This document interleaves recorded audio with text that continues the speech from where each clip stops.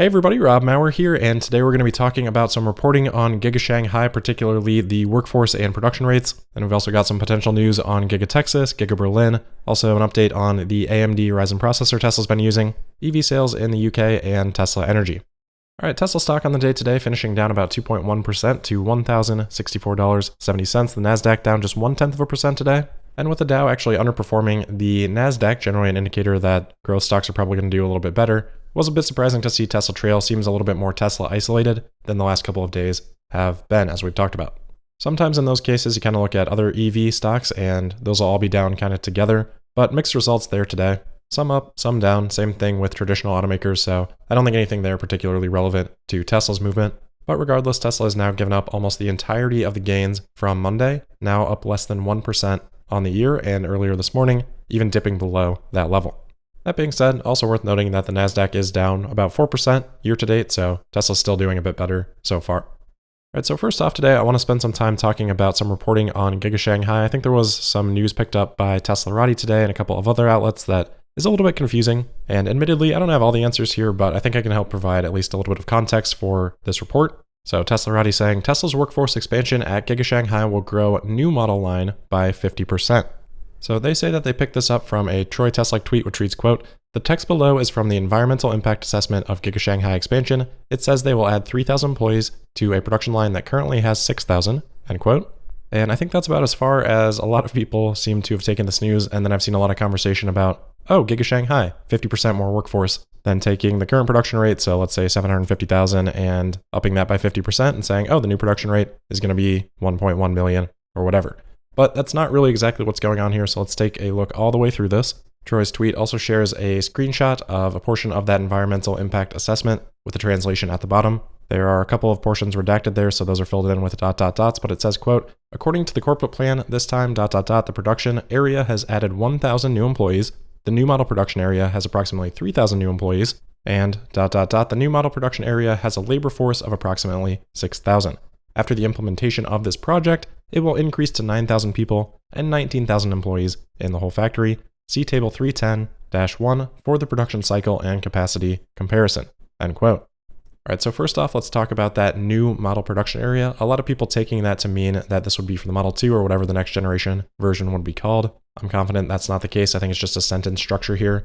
Look at it as a model production area that is new rather than a production area for a new model. That should be pretty clear because this says that the new model production area has, present tense, a labor force of approximately 6,000. And what's important to understand here is that this environmental impact assessment, this was from back in mid-November.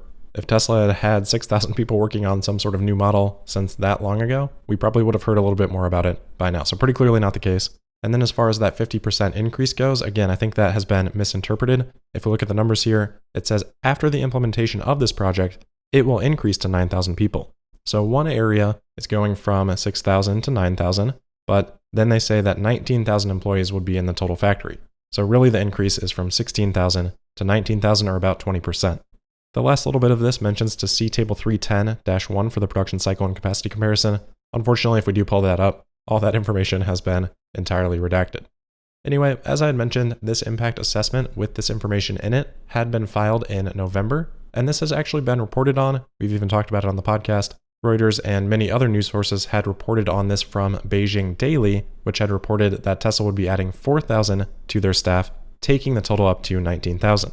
Well, where does that 4,000 number come from? That comes from the first couple of lines here saying 1,000 new employees and 3,000 new employees, or at least that's my best guess. That's kind of the only thing that would make sense from these numbers. But in reality, it sounds like this expansion is only allowing that area to go from 6,000 to 9,000. So really increasing the workforce by just 3,000 rather than 4,000. My assessment is that that 4,000 number, that would have happened already, basically taking the count from 12,000 to 16,000. And all of this is all related to the same expansion that we talked about either yesterday or a couple days back for Shanghai to add a new general assembly line that should be complete by April. So we've talked about this a few times in a few different ways. I really don't know exactly why this is coming up again today. I think it's just because people in the Tesla community have now found the actual source document, which is helpful to look at. But my sense is that it ended up confusing quite a few people today about what's new, what's not, what percent increase applies to where, and which project is which. So I hope going through that helps clarify any of that possible confusion.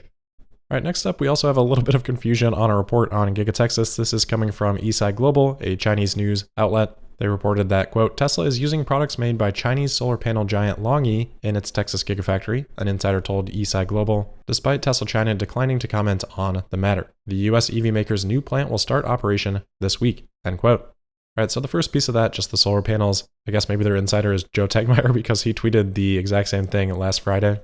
But probably the more interesting part of this is that last part of the tweet saying they'll start operation this week. I'm not reading into that at all from this source. I think some people have made the inference that the insider also told this outlet that production would start this week, but they didn't actually say that. I feel like they're kind of just throwing that in about like, oh, fun fact, Giga Texas is going to start production this week without actually knowing that for sure or having some new source. Obviously, it doesn't mean it can't happen. I'm just saying I wouldn't add this to any sort of pile of evidence that it would. All right, moving on over to Giga Berlin. No news on Tesla opening anything there, other than what we talked about yesterday, of course, but looks like IG Metall is opening an office right by Giga Berlin. IG Metall, of course, the automotive union in Germany. We've talked a little bit about that in the past. Tesla will undoubtedly have a works council, but it remains to be seen how heavily integrated any union activity is. Obviously, IG Metall making themselves highly available. Anyway, they did also have a couple of other interesting comments here. They said that they expect around 12,000 employees for 500,000 vehicle production rate, which based on what we just talked about with Giga Shanghai, probably right in that ballpark. Then Der Tagesspiegel, who's reporting on this, also says that the union said that 1,800 employees had been hired by Christmas. IG Metall said that they assumed that the first production stage would start with around 6,000 employees. Seems like that might be a little bit high, but interesting to hear those numbers from IG Metall nonetheless. All right, next up, we've got potentially some more information on the AMD Ryzen processors that Tesla has been slowly expanding into Model 3 and Model Y production, starting over in China, were the first reports. Now we've had reports for that for North American production of the Model 3 and Y as well. Now, Drive Tesla Canada is reporting that they have received information that Tesla will be offering a retrofit for this processor. They say that details on pricing have not yet been determined and that things could change, but they've been told that it likely won't be offered until closer to the middle of 2022. This wouldn't be unprecedented. Tesla has, of course, offered retrofits for older Model S and X vehicle processors. Pricing on that has ranged from $1,500 up to $2,000, so that might just give us a ballpark for what to expect for an upgrade like this, if Tesla indeed does decide to offer this retrofit. Next, we've got some exciting reporting coming out of the UK as more and more year-end information starts to come in, this time the UK's turn. The Tesla Model 3 was the second best-selling light passenger vehicle in the UK in 2021. Total year registrations for the Model 3 came in at just below 35,000 vehicles, only behind the Vauxhall Corsa at about 41,000. That's despite the fact that the Model 3 carries a 2.5 times or so higher price. So definitely fun to see that kind of performance, not just in a single month in a country, but over the entire year. And looking at EVs specifically, obviously Tesla leading the pack here. Model 3 sales were about 3 times higher in terms of units than the second place Kia e-Niro, or the third place Volkswagen ID3. In fact, the Model 3 outsold second, third, and fourth place combined.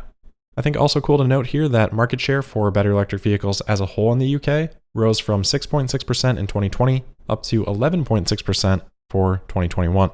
Pure EV market share almost passed up diesel and did, as long as you don't count mild hybrid EV diesels, but really those kind of fall in the same category for me. So EV still a little bit behind, only a couple percentage points though. I'm not sure if there are any incentives changing for 2022 in the UK, but if not, then I would fully expect BEVs to pass up diesel entirely this year. All right, last item for today. Tesla today shared a video detailing some of the information about their Tesla Energy project in Texas. We've talked about this project a couple of times as it was being developed. Now we've got some final details and some nice footage. Tesla says that there are 81 Tesla Megapacks on this site. Interestingly, Tesla in the video says that that totals about 200 megawatt hours of energy storage, while on the website they say that 81 packs would be about 250 megawatt hours, so don't really know exactly what's going on there, but looks like they just ended up using a lower energy density battery for this project. As far as I know, this one is Tesla owned. Oftentimes we see Tesla using partnerships for these projects, but I believe this one is 100% Tesla, and it'll be used just to support the Texas grid. All right, that'll wrap it up for today then. As always, thank you for listening. Make sure you're subscribed and signed up for notifications. You can also find me on Twitter at Tesla Podcast, and we'll see you tomorrow for the Friday, January 7th episode of Tesla Daily. Thank you.